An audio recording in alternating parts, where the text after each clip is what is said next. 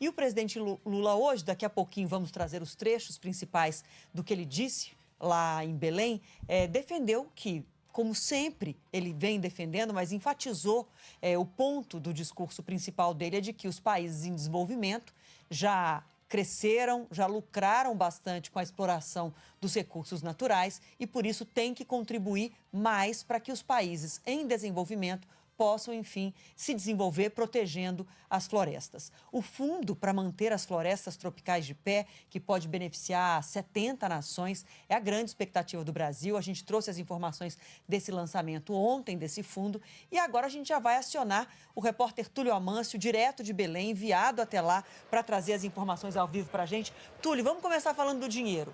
O governo lançou o fundo, era uma dúvida muito grande se teria recursos, de fato, adesão de países para colocar dinheiro nesse projeto, nesse investimento.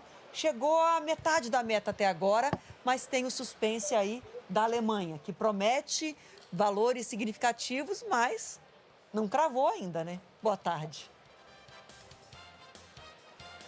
É isso. Oi, Adriana. Oi, Renan. Tudo bem com vocês? Muito bom sempre falar com vocês, viu?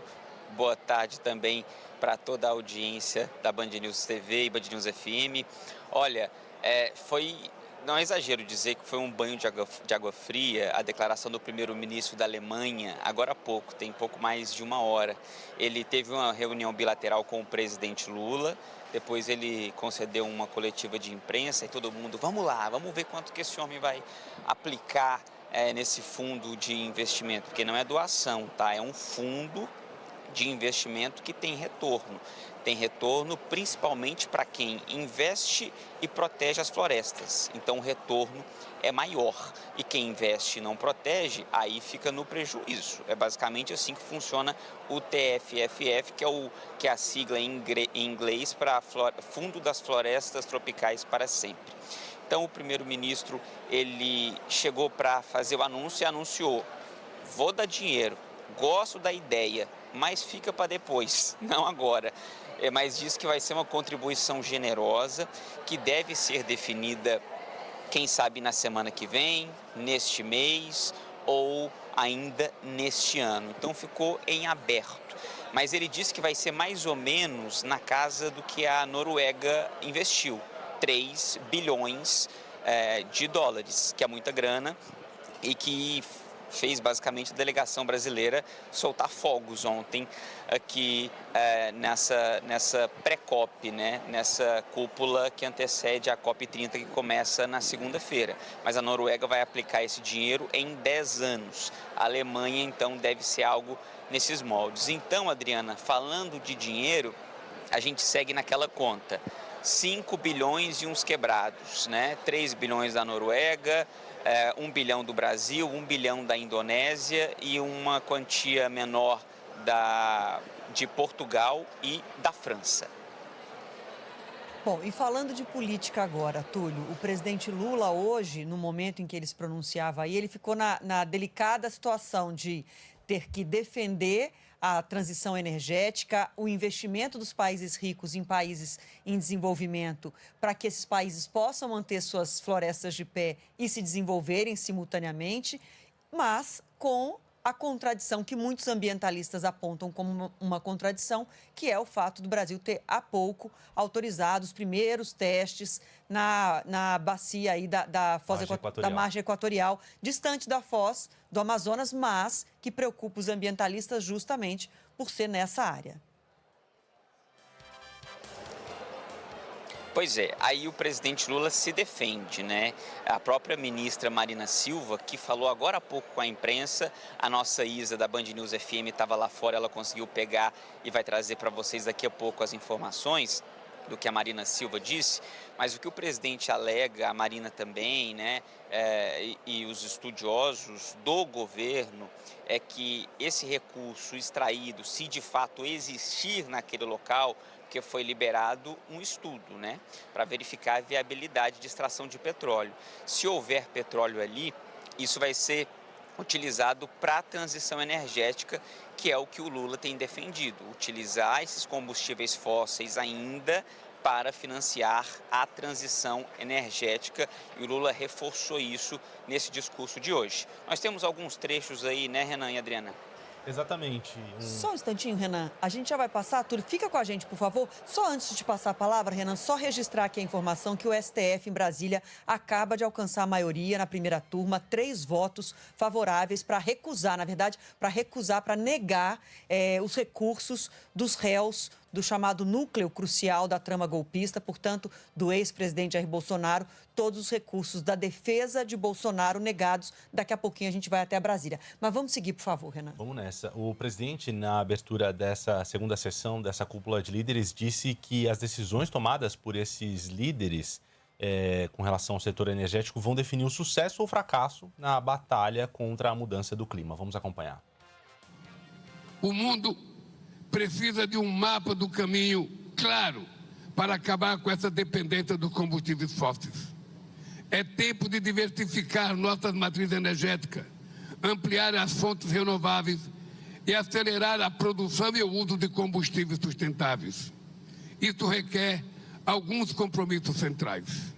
Em primeiro lugar, implementar o Acordo de Dubai de triplicar a energia renovável e de dobrar a eficiência energética até 2030. Em segundo lugar, colocar a eliminação da pobreza energética no centro do debate e incluir metas de cocção limpa e de acesso à eletricidade nos planos climáticos.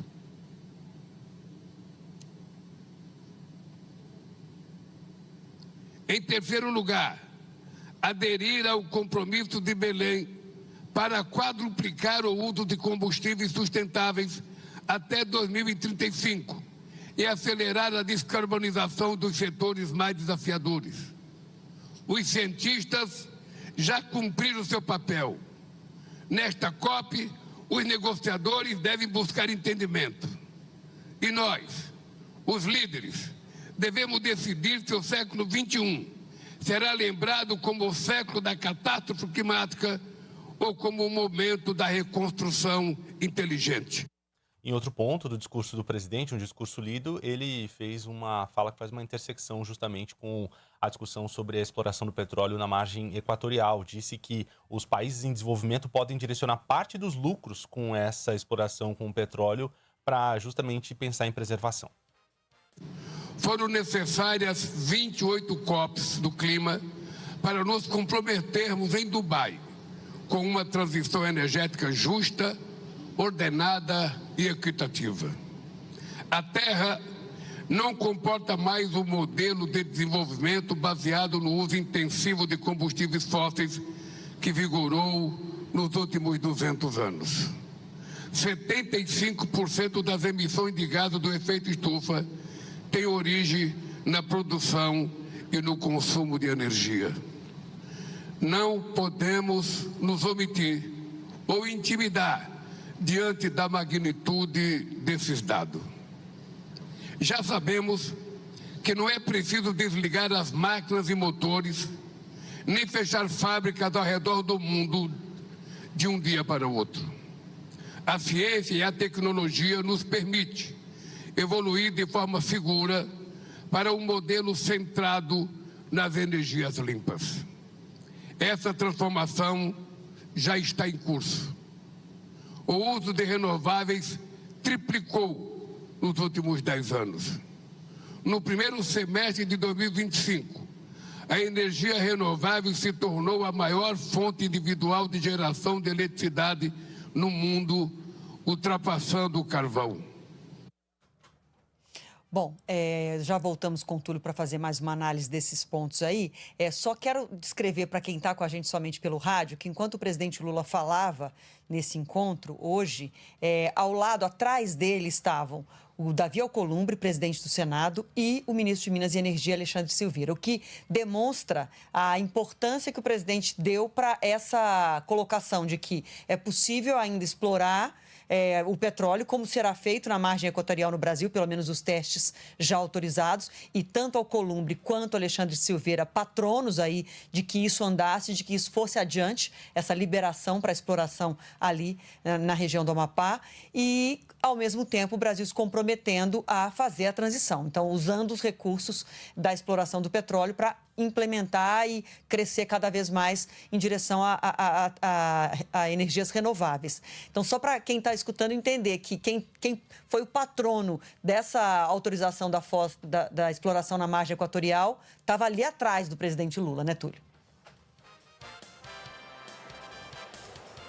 É isso, exatamente. Justamente para corroborar e sinalizar que participou disso, para colher também os frutos políticos para o estado do Amapá, que é o estado onde é o domicílio eleitoral dele, né, o Davi Alcolumbre, e também o Lula, ele foi convencido de utilizar este recurso para a transição energética. Eu não consegui, eu não tinha um retorno do que o presidente Lula estava falando, então eu vou falar para vocês o que vai acontecer a partir de agora, ainda hoje, tá?